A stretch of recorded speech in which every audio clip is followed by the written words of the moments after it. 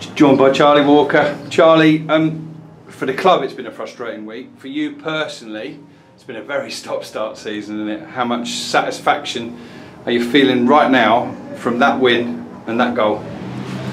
Yeah, a lot. I said to Renz in the shower just a minute ago that I love the feeling of just finishing the game, getting 3 points and scoring.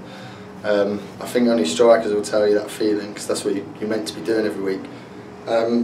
As the stop-start season, it's been really frustrating for me, and I said it to someone in an interview on Tuesday night. I hate not playing, hate not starting. I thought I was going to get a few more starts than I have, but I've kept training well and training hard and kept my fitness up, and it just proves today that when I play and start, I should be scoring.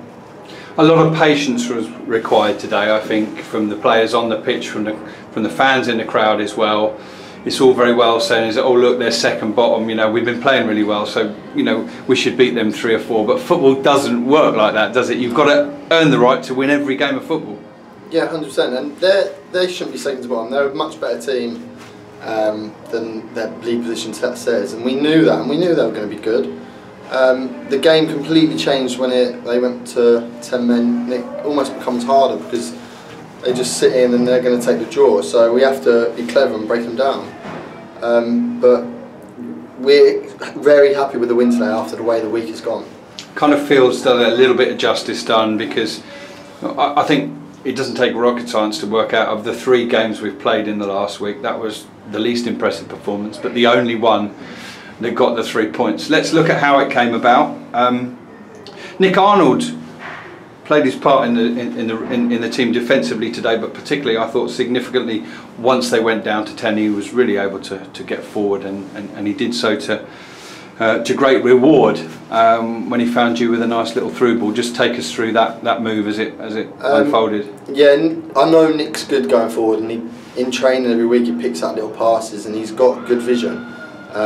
And as I went to show for the ball forward, I've noticed the defenders sort of come with me, and as I've spun, the space was in behind, so I went.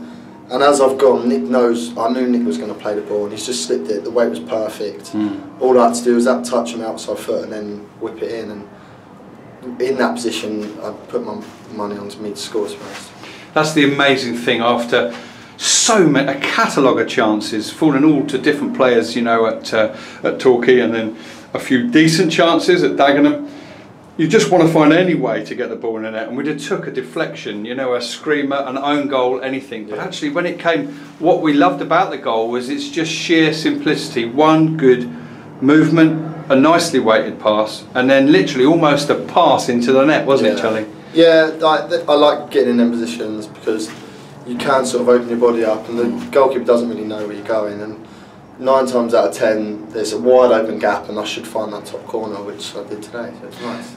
And to be fair about it, obviously there's a lot of competition for places, but one of the points that we've kind of made a few times recently is you're all good footballers, but there's also equally, with respect to you all, there's a reason why you're not playing Championship, League One, and sometimes it's to do with having good attributes and then perhaps lacking in other areas. Now obviously there's competition between the places, and different players bring different skills to the game. I don't think your finishing's been in doubt, Charlie, but you know, if I'm going to stand up and be counted, there's been some times when maybe the passing could have been better. Yeah. And what I really loved about your performance today, and the reason I on the radio gave you man of the match, was because when you got the ball, you held it, you gave it simple, you passed it simple, and you did everything that was asked of you, as well as the goal. Were you pleased with your own performance generally today?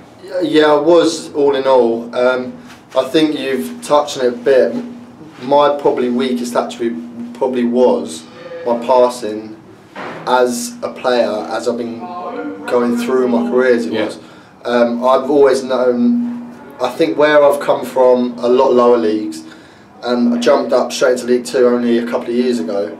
I think it showed that the football I had been playing wasn't really passing football, and all of my footballing was just getting in the box and scoring goals. And I think that is definitely my biggest attribute. But over the last few years, I have definitely tried to work on my passing, and I think it is getting a lot better. And when I'm playing in games like that, I can get good touches and can get like good passes. So I was happy with the way I played today. I don't think I give it away too many times, and I think maybe I could have been better on the turn, like checking my shoulder and stuff. But that's just picking out little things. But yeah, overall I was quite happy with it.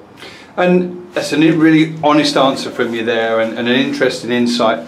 In terms of what Gary and James do, for sure, obviously they look at the opposition, they come up with a game plan, they drill that into you during the week. But a lot of the players that joined at the start of this season, I know you was already here, but a lot of them joined, said that one of the things I really like about playing for Gary Waddock is that he wants to improve me as a player individually. So give us a little insight, if you would, as to how that manifests itself. Do you get pulled from time to time by one of those two to talk to you about your general game? You do get pulled, but it's just their overall training method. It's they always stopping it and explaining things and telling you what they want you to do and how to do it, and it's just step by step. They're always giving you instructions, and it's sort of, because the way they do it, it gets into your head, and you are sort of thinking about it. Even on the touchline in a game, they're always like constructively helping you, and you do listen to them on the pitch, and it does help, I find. Excellent stuff. You've got a week to prepare for Forest Green, which is always good. You know, and clearly we're going to have to get a lot of things right there. We're going to have to keep it tight at the back, not make any silly mistakes, keep 11 on the pitch, and when our chances come along, we're going to have to take them for sure. How do you? I know it's difficult so soon after today, but how do you personally approach next week? Obviously, you'll be hoping you get a start again.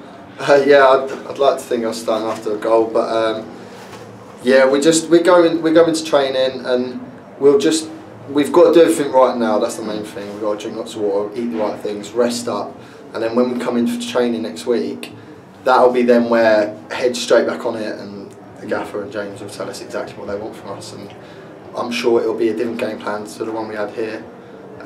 But yeah, and then we just got to go again, really. Well, have a good week in training, but first of all, enjoy your weekend, enjoy that victory and that goal, Charlie. Great to see you back doing what you do best. Cheers, Rob, thank you. Cheers, mate.